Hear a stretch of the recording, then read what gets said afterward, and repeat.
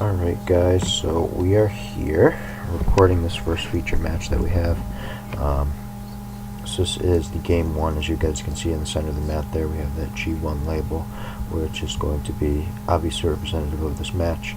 And I'm just going to be narrating all these rounds for this tournament, so we're going to go ahead and watch and review all of them.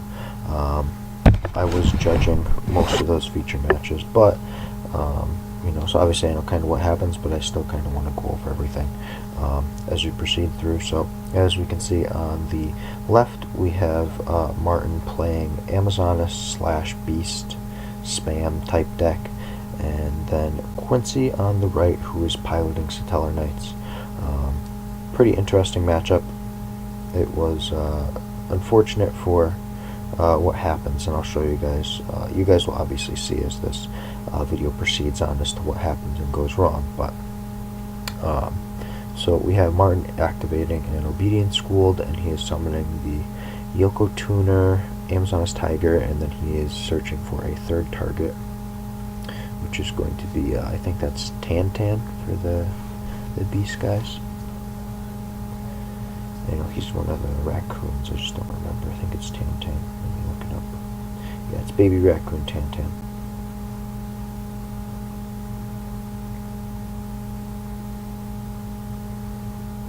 And I believe Martin won the dice roll, so he elected to go first, if I'm correct.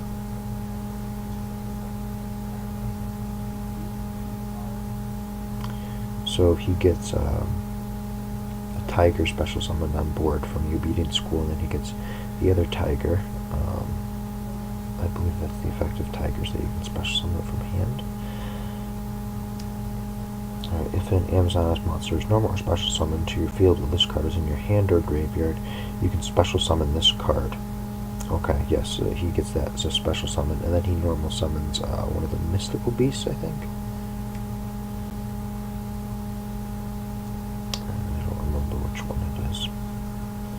We're going to find out. It's Valeraphon, mystical beast of the forest. So right there we see a link summon from Martin to make that Mrs. Radiant. Obviously this deck for the most part is all earths, so making Mrs. Radiant is really easy, which obviously opens up your field to more plays. And we can see there, it looks like we're going to get a Synchro Summon. And Martin is going to make an Interior Beast, which is a pretty solid starting board, to be honest. You get a Mrs. Radiant and an Interior Beast that's now at 2,700. Alright, so let's see what Quincy's got going for him.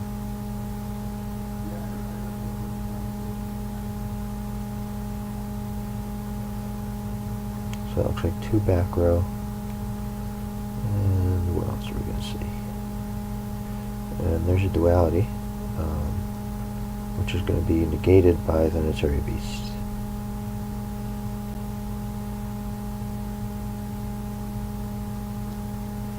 And then that's a Deneb, which is going to search. Martin gives him the A-OK to continue.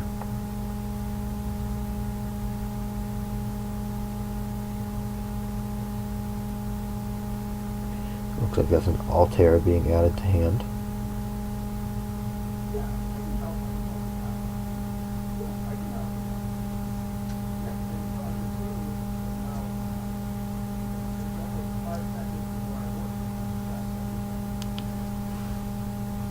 And there's another back row. Looks like Quincy passes there.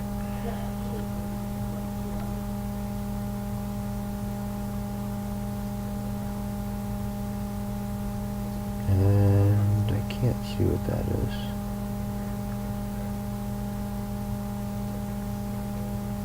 I can't make out that card, unfortunately. I think that's might be Hippo Carnival.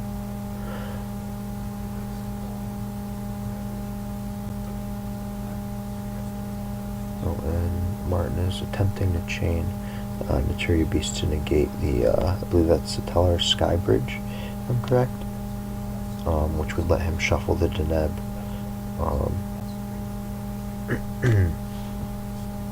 And Quincy changed the Solemn Strike to the Naturi Beast.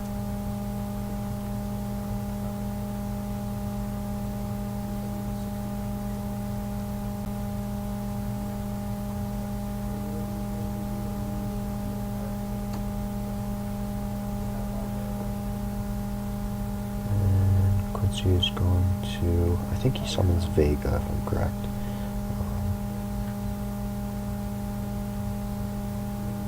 Yes, so there's a Vega coming out off of the Sky Bridge.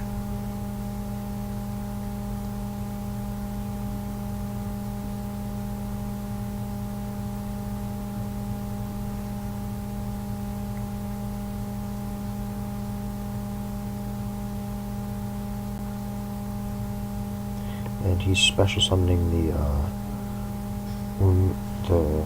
Unkalai, I think it's called. I haven't played Satellars in such a long time.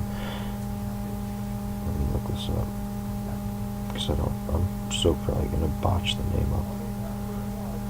Unakalai, or Anunkalai, or Nukalai.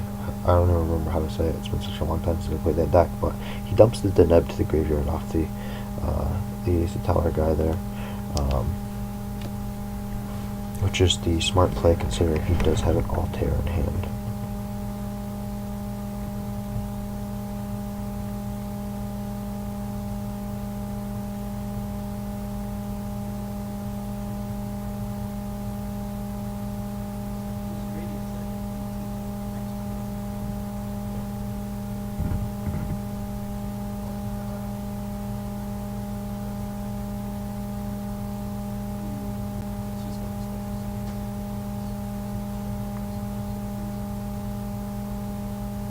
I believe this game there were several, if I'm correct, several misplays, which I will end up pointing out. But I believe there was an attack there made by the Mrs. Radiant to the Vega, which hit Quincy for 700 life points.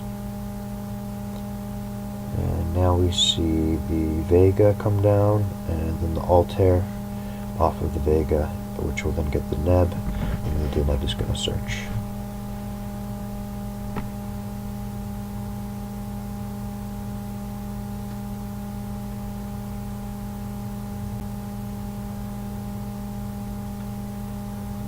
And he grabs another Altair from the looks of it.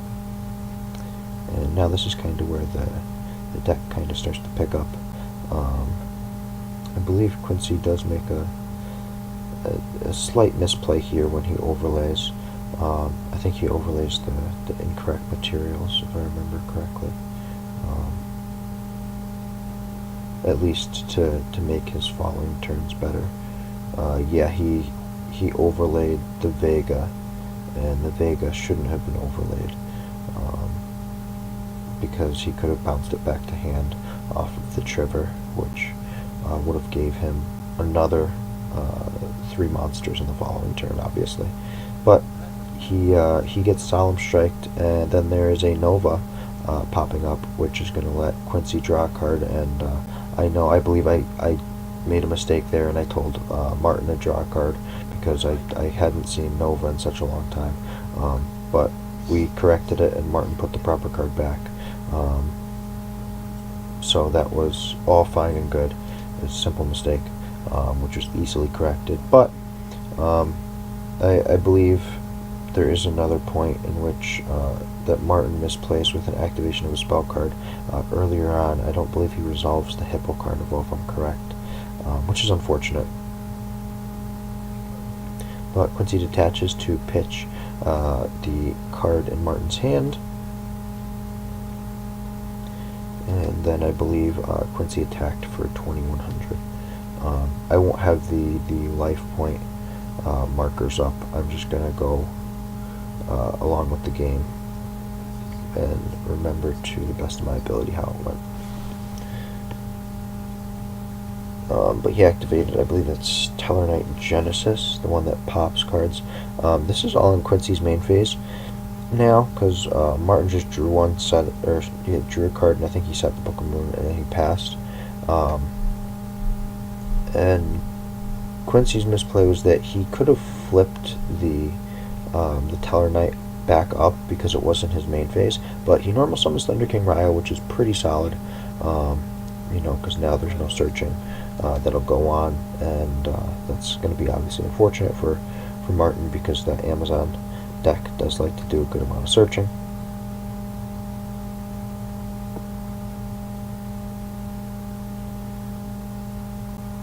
And quick check of the graveyard here.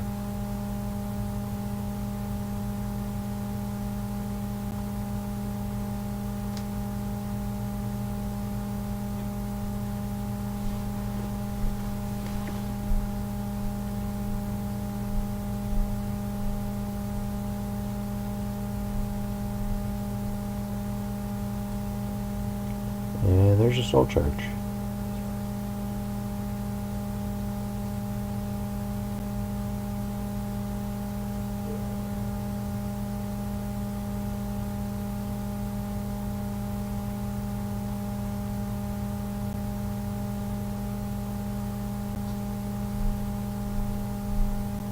And it looks like he's targeting Tiger and Nat Beast, if I'm correct. And Quincy was just double checking Thunder King Ryo. And you know, he was double checking to make sure that he can't negate, which obviously you can't. But now we're seeing the Nat Beast come down as well as the Tiger, and Martin will take 2,000 life points there.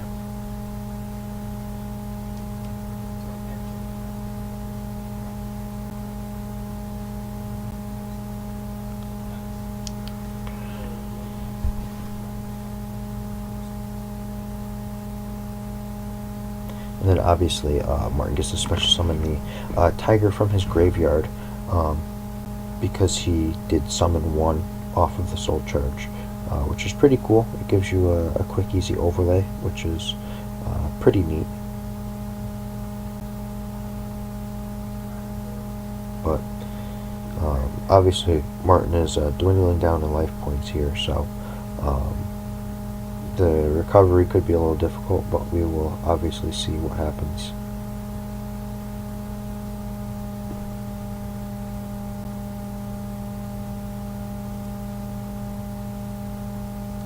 And it looks like we're getting a Mrs. Radiant, which is going to be at 19, and then the Naturi Beast will be at 27.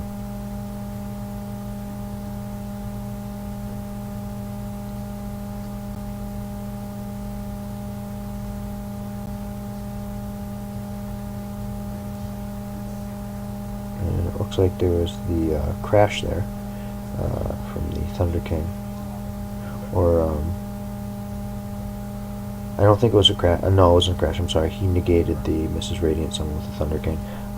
He summons the Alsam, which was enough. I believe Martin was only at 500 life points there, and the Alsam hit for 1,000. And now we would have been going to game 2 here, and obviously there will be siding involved. However, when the video cuts, because I don't show the full siding, you will notice that it transitions straight to game 3 from game 2, and the reason being behind that immediate switch to game 3 is that Quincy did get a game 2 loss for a discrepancy in his deck that just it didn't end up going in his favor. That, you know, I did have to give him a game 2 loss for it, but we obviously are going into the game 3 here.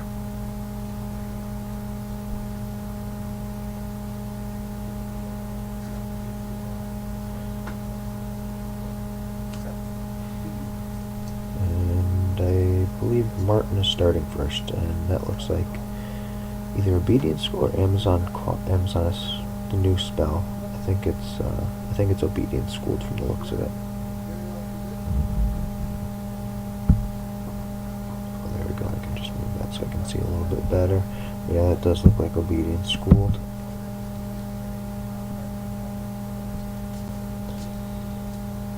And he gets the Yoko Tuner, the Tiger, and then the Rabbit from the Mystical Beasts.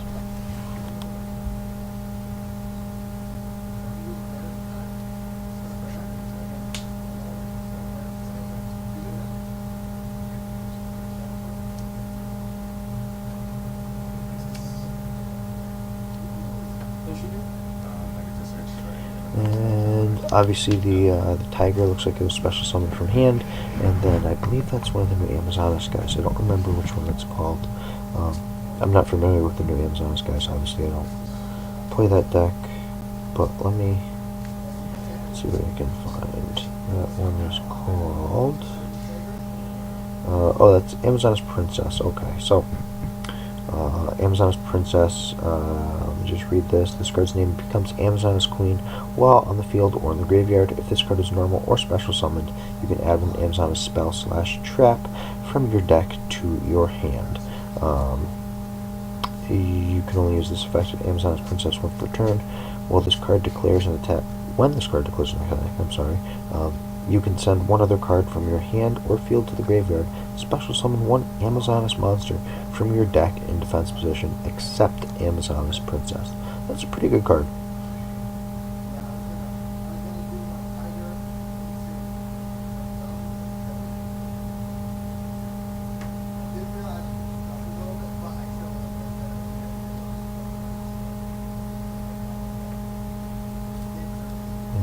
Looks like Martin is going for a link summon here for the Mrs. Radiant. And then we are probably seeing another Synchro summon, which I believe is Nat Beast again. Yep, there is the Nat Beast coming down. That's a pretty good opening combo in all honesty. That gives you some really good board presence, you know, being able to cut off all the spells that you want. There's an All Slam to hit for 1,000. And then it looks like we're going to see some back row coming down here.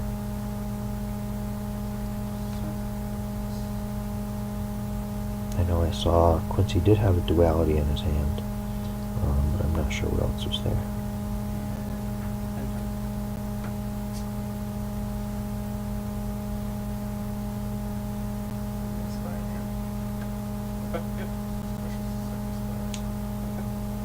And I believe that's one of the new Amazonas guys. I think it's Sniper, if I'm correct. I'm not 100% sure. Let me check. I wish I knew these Amazonas cards a little bit better.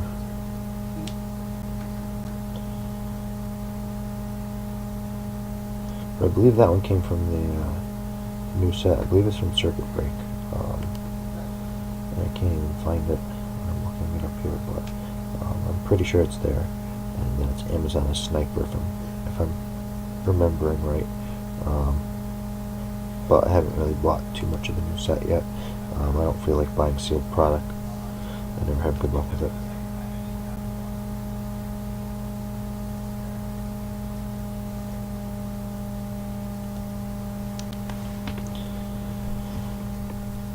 But we are seeing some major plays here from Martin. Looks like he makes a Grand Pulse, which isn't a terrible idea considering all the back row that Quincy has set up right now. Obviously, slightly intimidating to have that much back row staring you in the face.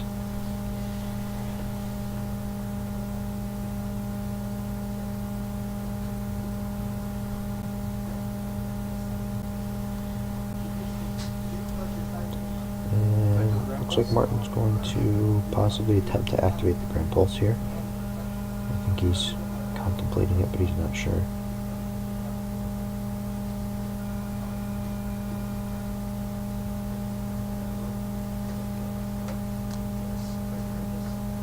I elected not to play in this tournament and just judge it. Obviously it was for some friends, and they wanted to just play some decks around for fun and see how it went. Played for a little bit of cash prize, and it was a blast. Alright, so the Grand Pulse was activated, and a Mind Crush is hit, which I believe was a card sided in. I'm not sure. I think Quincy sided in.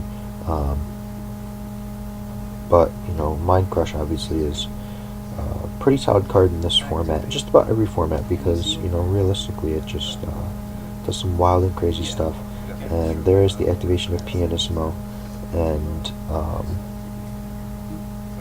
Martin forgets to activate his Nat Beast and declares and says that it's fine for the target. And I believe Quincy targeted his own All Slam, that way it wouldn't be destroyed by battle. And Martin said it was okay. Quincy put the Pianissimo in his graveyard, and then attempted to go back, but he wasn't able to because he already confirmed that the activation was okay. So the Ulsan did stay on the field for the turn, but Quincy still takes the damage associated. But however, he gets to keep a monster.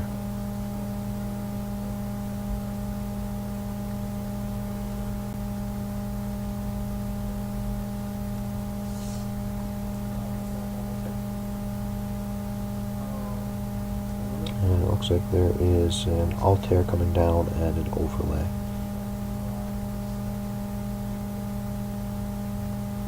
And this is a pretty interesting point, I believe, if I remember correctly, the play here.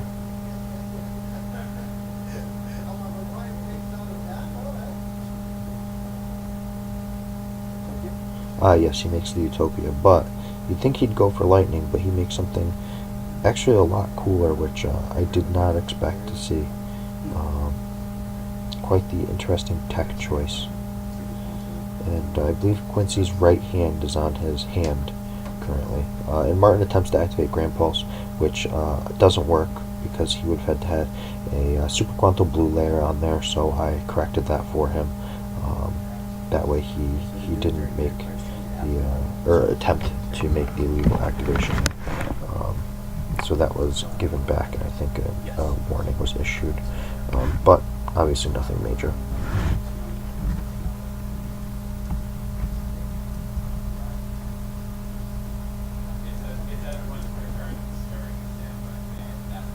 And here's the cool card that gets activated. There is a Variance Force, which he's going to use to upgrade the. I think it's Variance. It's one of the rank up magics. I don't think it's Variance Force. Actually, I think it's a different one. I could be wrong, but he's going to attempt to rank up the Utopia.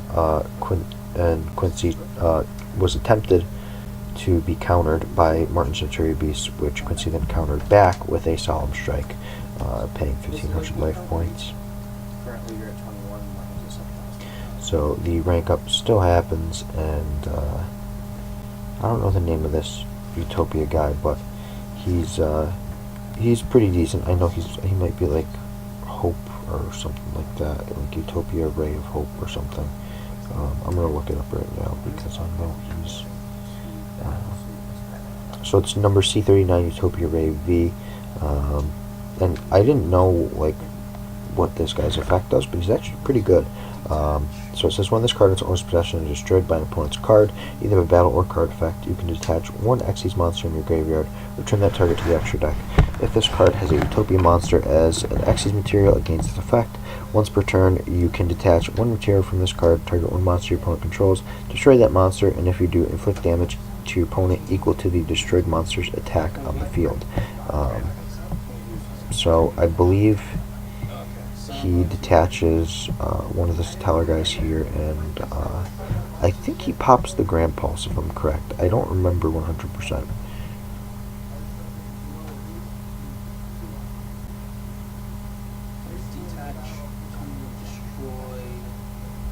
this have another effect besides popping stuff?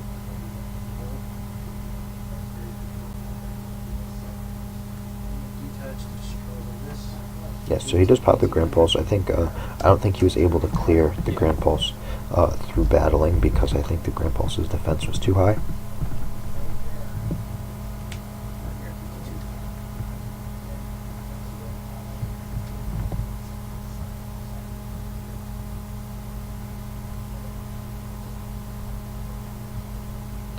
And obviously that will inflict 1,800 to Martin by destroying the Grand Pulse.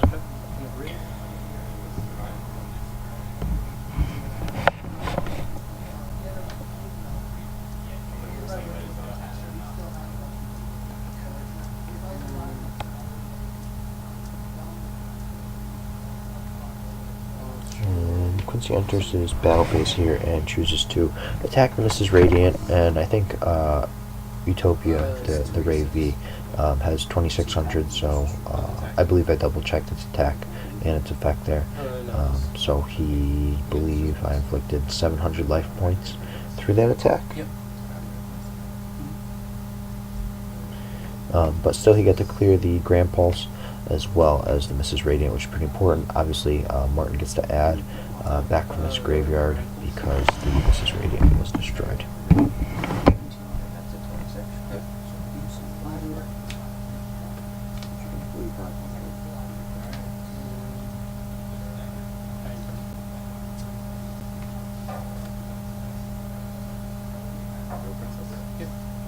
And it looked like the princess revealed, and a sniper was special summoned, and then the princess was normal summoned. Effective baby tiger and grave on her summon or her search on summon. So I have to read the baby tiger. So he's attempting to activate a baby tiger engrave to the princess's summon. So he's obviously going to get those all to resolve and whatnot, but he just wanted to get a chain link order down, and he declared the chain link, and I was double checking to make sure the chain link was good where it is, because obviously we got that odd change to the way chain links work. But obviously it's a simple fix, and now he gets to search as well for the Amazoness spell card. I believe that's one of the new spell cards for the Amazoness guys. I don't know exactly what it does, but supposedly it's pretty good.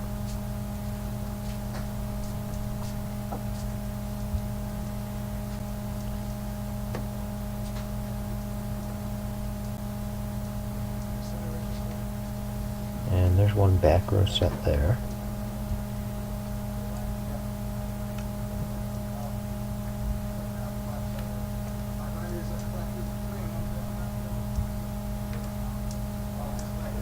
Looks like we're seeing an overlay, or a link summon, I'm sorry. And there's a Mrs. Radiant. And we will then see one of the raccoon guys. I don't remember what this one's called, but I know it's the Xyz monster for them. This is Ronin Raccoon, okay. Just like my boy from Guardians of the Galaxy. Alright, so basically you detach material from him and you summon a token, and that token's attack is equal to the highest monster's attack on the field. But obviously that's Utopia, the Ray V one, so he'll be at 26, but then it also gains the 500 from the Mrs. Radiant, which, you know, obviously makes it 3100, which is enough to get over the Ray V. So if he goes to Grim, so if he dies, but his effect is he can target one XYZ monster. Does that activate? Because Utopia is in the grave. You can target the Utopia And I believe the token attacked through there. And then Quincy gets to add Utopia back to his extra deck off of the Ray V. And then I believe it is a good game there, if I'm correct. Yep, that would be a good game. So Martin takes it. Obviously, game 2 he won because of that DQ, but we'll go to round 2 feature.